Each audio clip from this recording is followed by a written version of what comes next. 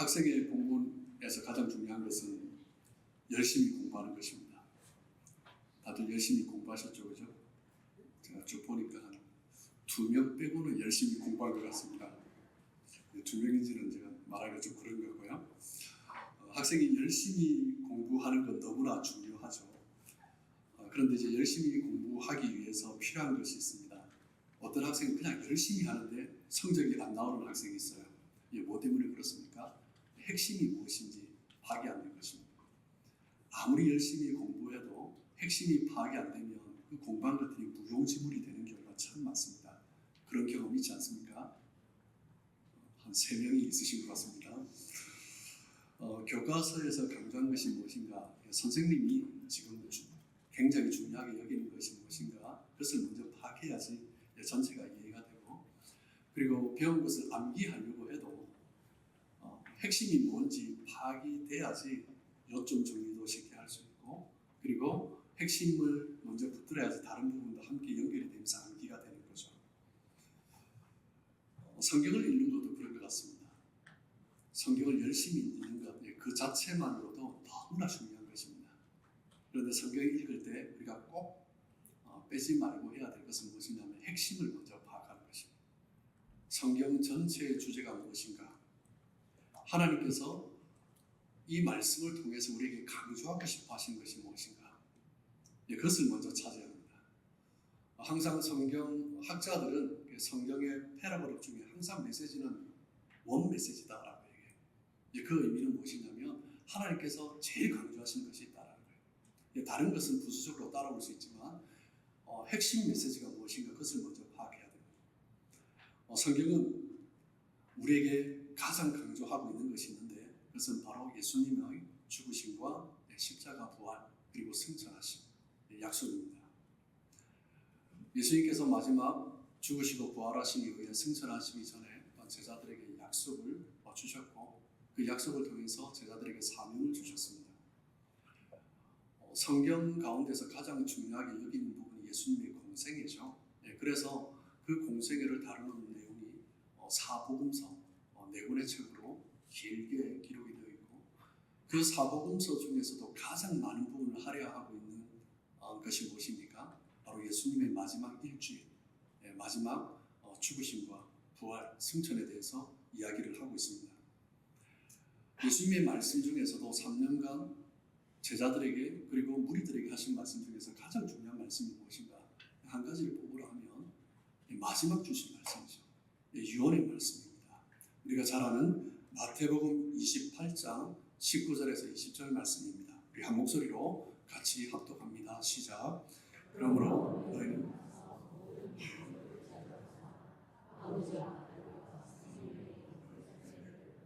내가 너에게 분부한 모든 것을 가르쳐 지키게 하라. 볼지어다 내가 세상 끝날까지 너희와 항상 함께 있으리라 하시니라. 부활하신 예수님께서 마지막 승천하시기 직전에 제자들에게 주신 말씀입니다. 마지막 제자들에게 이 말씀을 주시면서 자신이 3년간 공생애 때 했던 사역을 제자들에게 위임해 주신 거죠. 본인은 하늘로 승천하시지만 너희가 나의 이 사역, 사명을 이어받아서 너희도 행해라 라는 것입니다. 그래서 이 말씀을 우리는 위임령이라고 합니다. 그런데 이 위임령을 그냥 위임령이라고 하지 않고 너무나 중요한 것이기 때문에 대위임령이다. 그렇게 말씀을 우리는 하고 있습니다. 이 명령은 주님께서 마지막 승천하시기 전에 주신 말씀이기 때문에 우리는 반드시 지켜야 하는 말씀입니다. 그렇다면 이 유언의 말씀을 지키는 것이 우리의 본분인데 이 말씀을 지키기 위해서 우리에게 필요한 것이 있습니다. 그것이 바로 오늘 우리가 함께 읽은 본문의 말씀 사도행전 1장 8절의 말씀이죠. 우리 같이 한번 합독합니다. 시작. 오직 성령이 너에게 임하시면 너희가 권능을 받고 예루살렘과 온 유대와 사마리아와 땅끝까지 이르러 내 증인이 되리라 하십니다. 예수님께서 약속을 주셨어요. 그런데 이 약속, 이 사명은 무엇을 통해서 이루어집니까? 성령으로 말미암아 완성된다라는 것입니다. 예수님께서 우리로 하여금 성령을 기다리라. 성령의 세례를 받으라. 너희들이 성령의 세례를 받을 때 그때 성령의 권능을 입을 수 있고 그때 증인으로서의 삶을 살아갈 수 있다라고 하시는 거죠. 그래서 우리 성도들에게 필요한 것은 성령님입니다. 그래서 우리가 성령님의 임재를 구하고 성령께서 함께 하시기를 소망합니다. 그래서 신앙생활하면서 소원하는 것이 성령 충만을 받는 거예요. 그런데 우리가 성령 충만을 구하고 임재를 소망하면서 때로는 그 목적을 잊어버릴 때가 있습니다. 왜 성령을 구하는가? 왜 우리가 성령의 충만을 받아야 하는가? 성경은 뭐라고 말씀합니까? 증인이 되기 위해서 성령이 필요하다는 거예요. 예수님을 증거하는 사람이 되기 위해서 성령께서 오셨다는 거예요. 오늘 우리가 살아가는 현대 사회를 표현하는 여러 가지 단어들이 있습니다. 그 중에서 대표적인 것이 무엇이냐면 소비주의 시대입니다. 지금 한창인 관세 전쟁도 우리가 살아왔던 인류 가운데서 어떻게 보면 가장 소비주의가 발달한 시대이기 때문에 이 관세의 문제가 너무나 크게 다가오는 것입니다. 전 세계 이곳저곳에서 생산한 물건들을 전 세계에서 함께 소비하고 있는 거죠. 이 문화 속에서 사람들은 엄청나게 소비를 하고 있습니다. 끝도 없이 사람들은 구매를 하고 끝도 없이 소비를 하고 있습니다. 좋은 물건이라면 전 세계 어디에 있는 것이든 구하고 그것을 소비하면서 살아가는 거죠. 그 생활을 하기 위해서 우리가 더 열심히 일을 합니다. 땀 흘려 일을 하고요. 때로는 눈물 흘리면서 일을 하기도 합니다. 어떤 분들은 잠도 제대로 자지 못하고 이민생활 하시는 분들 가운데 그런 얘기를 참 많이 들어요. 지금은 좀 덜하지만 저희 위의 세대 70, 80 정도 되신 분들 보면 투잡, 드리잡 뛰는 거는 예산 일이었잖아요. 그래서 미국에서 만나왔던 집사님 같은 경우는 새벽에 한 4시쯤 돼서 집에 들어오는데 현관문을 열고 들어와서 신발도 안 벗고 그냥 그 자리에서 뻗어요. 그러다가 한두 시간 자다 일어나서 또 바로 일을 하고 젊은 30대 시절에 그렇게 보냈다는 거예요. 나중에 그분이 한 70대가 되었을 때 태워주시는 벤틀리를 타본 적이 있습니다. 그래서 그만큼 열심히 돈을 번 거죠. 그런데 많은 사람들이 꼭 필요한 것을 살 때가 있지만 생각해보면 쓸데없는 것을 살 때가 얼마나 많은지 모릅니다. 우리는 소비주의 문화 속에서 살아가면서 이 문화 속에 함께 휩쓸리면서 우리는 엉뚱한 것에 우리의 시간을 소비하고 돈을 소비하게 만들어버립니다. 우리가 치르고 있는 대가에 비해서 우리가 막상 손에 쥐고 있는 것이 얼마나 초라한가. 막상 돌아보면 내가 이것을 위해서 내가 달려왔나. 그럴 때가 얼마나 많은지 모릅니다. 그런데 문제는 오늘날 소비주의 문화가 우리의 신앙생활에도 굉장히 많은 영향을 미치고 있다는 거죠. 우리가 신앙생활하면서 함께 성경 공부를 합니다. 그리고 이런저런 훈련을 받습니다. 그런데 많은 성도들이 보면 성경 공부를 하고 훈련을 받는 것에 그쳐버립니다. 배우고 은혜를 받았습니다. 훈련을 받았을 때는 참 도전이 되고 좋았습니다. 말씀 공부를 하고 깨달으니 기분이 좋은 거죠. 그런데 많은 사람들이 그것으로 끝나버립니다. 어떤 현상입니까? 소비하고 있는 것입니다. 그냥 소비주의, 은혜 받는 것으로 그쳐버립니다. 우리가 수많은 예배를 드리고 수많은 기도회가 있지만 소비주의 신앙은 그것으로 내가 만족하고 위안을 얻는 것입니다. 열심히 기도하지만 자신을 위해서 기도합니다. 자신의 삶에 도움이 되고 지금 나의 문제가 해결되고 병이 낫기를 바라면서 기도하고 예배 자리에 나옵니다. 물론 자신의 문제를 위해서 자신의 필요를 위해서 기도해야 되고 또 예배 때 하나님 앞에 아뢰야 합니다. 그런데 문제는 그것에 그쳐서는 안 된다라는 것입니다. 소비주의 신앙에서 가장 큰 문제는 무엇입니까? 복음이 소비되고 있다는 것입니다.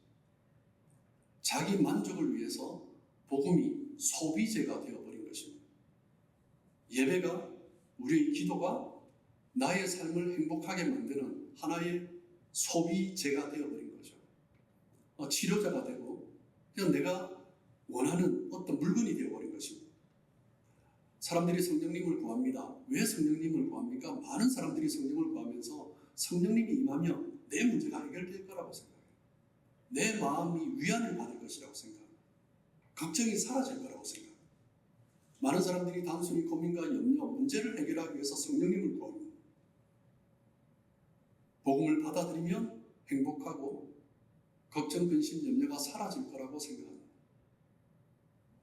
거기에 그치며 소비주의 속에서 신앙생활을 하고 있는 것입니다. 이것은요, 백화점에 가서 어떤 물건을 사면 내가 행복해질 것이라고 생각하는 것과 똑같은 것입니다. 그래서 존 스타트는 말을 하기를 현대 교회는 백화점이다라고 말을 하는 거예요. 교회 왔는데 내가 원하는 것을 찾는 거예요. 이것을 구하면 내가 만족하겠다. 그게 끝입니다. 신앙이 상품화되고 있는 거죠. 우리 신앙의 요소들 너무나 중요한 단어, 하나님, 성령, 믿음, 예배, 기도, 능력, 이런 신앙의 요소들이 자기 자신의 개인의 삶의 문제를 해결하기 위한 수단으로 생각하고 있는 거예요. 소비주의 신앙이죠. 소비주의적 그리스도인이 이미 되어버린 것입니다. 사도행전을 보면 하나님의 교회가 태동이 되었습니다. 하나님의 약속을 받은 무리들에 의해서 교회가 시작되었습니다. 사도행전의 교회는 어떻게 시작됐습니까? 오순절 성령의 강림하심을 통해서 교회가 시작되었습니다. 그렇기 때문에 예수님은 사도행전 1장 4절 말씀을 보면 뭐라고 말씀하십니까? 예루살렘을 떠나지 말고 내게서 들은 바 아버지께서 약속하신 것을 기다리라. 예루살렘과 온 유대와 사마리아 땅끝까지 이르러 복음을 전하라고 하시면서도 예루살렘을 떠나지 말라는 거예요. 너희들의 사명은 예루살렘을 넘어서서 사마리아를 넘어서서 땅끝까지 나가는 것인데, 근데 떠나지 말고 기다리라는 거예요. 언제까지요? 성령을 받기 전까지. 성령을 받기 전에는 가면 안 된다는 것입니다. 여러분, 교회 문제가 생기는 원인이 무엇입니까? 우리 성도들의 삶에 문제가 생기는 원인이 무엇입니까? 성령의 세례를 받지 않고 자꾸 뭐를 하려는 거예요. 성령의 인도함 없이 자꾸 하려는 것입니다. 그러면 교회든 개인이든 실패할 수밖에 없습니다. 예수님의 제자들이 그 성령의 세례를 받기 전까지는 얼마나 한심한 모습을 보였습니까? 3년 동안 공생에 예수님의 말씀을 듣고 따라가면서 예수님의 말씀을 제대로 이해하지도 못했고 예수님이 마지막 죽으실 것이라는 순한 고지를 하고 있는데, 그때 제자들이 뭐라고 합니까? 마지막 때 누가 그 옆에 앉냐라는 거예요. 누가 크냐라고 분쟁하고 있는 것입니다. 예수님께서 십자가에 못 박히셨을 때도 제자들이 다 도망가 버렸습니다. 여러분, 이런 제자들이 땅끝까지 가서 복음 전할 수 있겠습니까? 아니요, 절대 하지 못하죠. 그러니까 예수님께서 뭐라고 말씀하신 거예요? 예루살렘을 떠나지 말고 아버지께서 약속하신 내게서 들은 그 성령이 오실 때까지 기다려라. 가지 마라. 아무것도 하지 마라. 성령의 권능이 임하기 전까지 아무것도 하지 마라. 하면 오히려 방해가 되는 것입니다. 그래서 사도행전 1장 8절에 뭐라고 말씀하세요? 오직 성령이 너에게 임하시며 너희가 권능을 받고, 오직 성령이 임해야 된다. 성령의 세례를 받아야 성령의 권능을 받는다는 거예요. 성령의 권능을 받아야 예수님의 증인이 될 수 있다는 것입니다. 성령을 받지 않고, 성령의 세례를 받지 않고 성령의 능력 없이 무언가를 하려고 하니 내 안에 이기심이 일어나는 거죠. 이기심이 일어나면 뭘 합니까? 다른 사람과 누가 큰지 경쟁하는 것입니다. 그러다가 갈등하는 거죠. 그러다 싸우는 것입니다. 성령의 세례를 받지 않고 성령의 권능 없이 무언가를 하려고 하는데 어려움이 생기니까 어떻게 해요? 그냥 문제가 생기니까 도피해버리는 것입니다. 이 제자들이 그렇게 한 거죠. 여러분, 혹시 우리의 모습은 어떻습니까? 성령의 세례를 받기 전에 그 제자들의 모습과 비슷하지는 않습니까? 우리의 모습을 돌아봐요. 성령 충만을 구하지만 그 성령 충만을 구하는 목적이 잘못된 경우가 얼마나 많습니까? 사역자들 중에서 정말 사역 잘하고 싶죠. 저도 마찬가지고, 하나님 사역 잘 감당하고 싶습니다. 설교도 잘하고 싶고, 성도들도 마음도 잘 이해하고 싶고, 성령의 충만한 은혜 가운데 그 역사가 흘러가게 해주십시오. 참 좋은 기도 제목입니다. 그런데 그것만이 되어서는 안 된다는 거예요. 성도들이 교회 안에서 유능한 신자가 되고 영향력 있는 신자가 되는 것, 이게 너무나 중요합니다. 그런데 그것을 위해서 성령 충만을 구해서는 안 됩니다. 잘못된 것은 아니지만 그것이 성령 충만을 구하는 목적이 아니다라는 거예요. 성령 충만을 구하는 목적이 나의 사역, 교회 안에서 나의 영향력, 그것이 되어서는 안 된다는 거예요. 성령 충만을 구하는 목적이 자기 자신에게 있으면 안 된다는 거죠. 사역을 얼마나 잘하는가, 얼마나 영향력이 있는가, 그것이 아니라, 물론 그것은요, 성령이 임하셨을 때 나타난 부수적인 것들입니다. 성령이 오셨을 때 성령이 임하신 궁극적인 목적은 무엇입니까? 단 하나, 증인이 되는 것입니다. 그게 목적입니다. 그것을 위해서 예수님께서 기다리라고 하셨고 하나님께서 성령을 보내주신 것입니다. 그리고 성령의 관심은 하나입니다. 그리스도를 드러내는 것입니다. 성령 충만을 받으면 달라지는 것이 있습니다. 무엇입니까? 그리스도가 중요해지는 것입니다. 그리스도께 초점이 맞추어지는 것입니다. 그래서 성령 충만함을 받았다라는 의미는 무엇이냐면 그리스도로 충만함을 받았다라는 거예요. 성령이 우리를 압도적으로 사로잡으면 나에게 지금 무슨 일이 일어나고 있는가, 나의 문제가 무엇인가, 그것이 중요하지 않습니다. 그리스도께 초점을 맞추고 그리스도가 어떻게 드러나는가, 그것이 가장 중요한 이슈가 되는 것입니다. 사도행전 1장 8절에서 말을 하고 있는 것처럼 오직 성령이 너에게 임하시며 너희가 권능을 받고 예루살렘과 온 유대와 사마리아와 땅끝까지 이르러 무엇이더라고요? 내 증인이 되리라. 여러분, 증인이 된다라는 것은 무엇을 의미하는 거예요? 그리스도의 증인이 된다. 그리스도를 자랑하는 사람이 된다라는 거예요. 증인은 내가 누구인가를 드러내는 것이 중요하지 않습니다. 내가 지금 말하려고 하고 있는 그분이 중요한 것입니다. 그냥 그리스도가 중요한 것입니다. 증인이 된다라는 것은 나 자신에게 관심을 두는 것이 아니라 그리스도께 관심을 두는 것입니다. 그렇기 때문에 그리스도로 인해서 내가 보고 경험한 것들, 그것을 증거하는 것입니다. 여러분, 성령께서도 마찬가지입니다. 성령이 임하시면 너희가 내 증인이 되리라 하셨잖아요. 성령의 관심도 오직 그리스도입니다. 요한복음 15장 26절을 보시면 내가 아버지께로부터 너희에게 보낼 보혜사, 예수님께서 보혜사 성령을 보내주신 거예요. 곧 아버지께로부터 나오시는 진리의 성령. 이 성령은 두 가지의 성부 하나님과 성자 하나님에게서 나온다라고 얘기해요. 예수님에게로부터 나온 성령, 하나님 아버지께로부터 나온 성령이 오실 때 그가 무엇을 하신다고요? 나를 증언할 것이다. 그리스도를 증언할 것이다. 예수님께서 성령을 보내신 목적은 그리스도 자신을 증언하는 거예요. 성부 하나님께서 성령을 보내신 목적은 그 아들 그리스도를 증언하는 것입니다. 성령의 중요한 사명, 유일한 사명은 그리스도를 드러내는 것입니다. 성령은 그리스도를 드러내심으로 하나님 아버지께 영광을 돌리기 위해서 존재하는 것입니다. 그것을 위해서 우리에게 임하시는 거죠. 그래서 우리가 성령 충만을 받으면 무엇이 나타나야 합니까? 그리스도가 나타나는 거죠. 그것이 성령의 역할이기 때문에, 그것이 성령께서 우리에게 오신 목적이기 때문에 교회 안에 주어진 많은 직분이 있습니다. 그런데 신약교회의 성도들의 정체성은 하나입니다. 무엇입니까? 증인입니다. 그 사람이 직분이 뭐든지 관계없습니다. 증인입니다. 교회 안에 성도가 존재하는 이유는 증인입니다.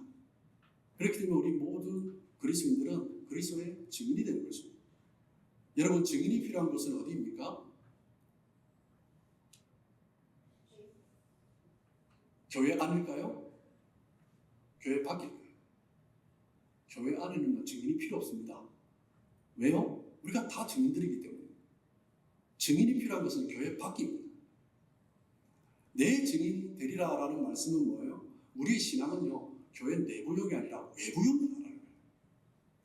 성령이 임하시는 목적은요, 우리가 예배를 드리면서 찬양을 하면서 기도를 하면서 우리가 그 충만한 은혜 가운데 기쁨과 만족을 누리라는 그 목적이 아니라 성령이 임하신 목적은 나가라는 거예요. 성령의 목적은 교회 내부가 아니라 외부입니다. 교회 안에서 우리끼리 무언가를 하기 위해서 성령이 필요한 것이 아닙니다. 교회 안에서 우리끼리 무언가를 하려면요, 성령이 없어도 됩니다. 다 그리스도를 아는 사람이잖아요. 다 하나님을 아는 사람이잖아요. 성령의 충만을 안 받아도 교회는 잘 돌아갑니다. 증인이 되라라는 말씀은요, 교회 밖으로 나가라라는 거예요. 교회 안에 있으면 물론 편하죠. 성도들끼리 서로 만나면서 어떻게 지냈느냐 서로 위로하고 격려하고 어려움 있을 때 같이 기도하고 그러면서 힘을 얻고 같이 성경 공부하면서 새로운 것 깨달으면서 재미있고 또 같이 공부한 거 나누고 그러면서 서로 즐겁죠. 얼마나 재밌습니까? 그러니까 신앙생활이 재밌는 거죠. 우리가 교회 안에서만 살면 신앙생활 재밌게 할 수 있습니다. 그런데 온실 안에 화초가 되는 거예요. 밖에 나가면 금방 죽어버려요. 교회 밖에서 영향력이 없는 거예요. 성령이 임하시면 권능을 받는다고 했습니다. 뭐 때문입니까? 왜 권능이 필요합니까? 교회 밖에 나가면 위험하기 때문에, 교회 밖에 나가면 반대하는 일들이 너무나 많기 때문에, 그렇기 때문에 우리 힘으로 감당하기 어려운 거예요. 그래서 권능이 필요한 것입니다. 세상은 온실이 아니라 거친 곳이기 때문에 우리 능력으로 그리스도의 증인으로 살아갈 수 없기 때문에 성령의 권능이 임해야 되는 것입니다. 오직 성령이 너에게 임하시면 너희가 권능을 받고, 이 권능 두나미스, 이 파워가 왜 필요합니까? 우리 교회 안에는 이 두나미스 없어도 됩니다. 하나님을 예배하고 함께 기뻐하니까요. 그런데 이 능력이 왜 필요해요? 파괴하는 능력이 왜 필요해요? 밖으로 나갔을 때 사람들이 박해하고 핍박하니까 그 터져나가는 능력이 필요한 거예요. 그 한계를 넘어서는 그 놀라운 능력이 필요한 거예요. 사람들의 편견을 깨뜨려 부수고 인종 간의 그 갈등도 넘어서면서 민족 간의 울타리를 넘어서면서 하나님의 능력이 우리에게 임하려고 하면 그 두나미스가 필요한 것입니다. 성령이 없으면 복음은 갈릴리 주변의 어촌들, 그 촌부들이 생활하고 있는 그 생활 가운데 하나의 종교로 끝나버렸을 것입니다. 그냥 그렇게 끝나버리는 거죠. 그런데 성령이 임하고 나니 이 갈릴리 촌부들이 자신의 한계 안에 갇혀있지 않는 것입니다. 넘어서는 것입니다. 사도행전을 보면 성령을 받은 제자들과 받지 않은 제자들의 모습이 확연히 다르다는 것을 우리는 볼 수 있습니다. 더 이상 두려워하지 않았습니다. 더 이상 염려하지 않았습니다. 성령을 받기 전에는 얼마나 두려움이 많았습니까? 얼마나 자기 자신을 드러내려고 했습니까? 여러분, 우리가 나는 제대로 된 신앙인인가? 그렇지 않은가? 교회 안에서 알 수 없습니다. 나는 정말 제대로 신앙생활하고 있는가? 교회 안에서는 알 수 없습니다. 그렇게 보일 수 있습니다. 요즘 한국이 뭐 정치적으로는 어렵지만 정치 빼고 얼마나 기쁜 소식들이 많습니까? 요즘 단 좋은 소식들 중에 K방산, 한국의 무기들이 너무나 인기가 좋습니다. 왜 그렇습니까?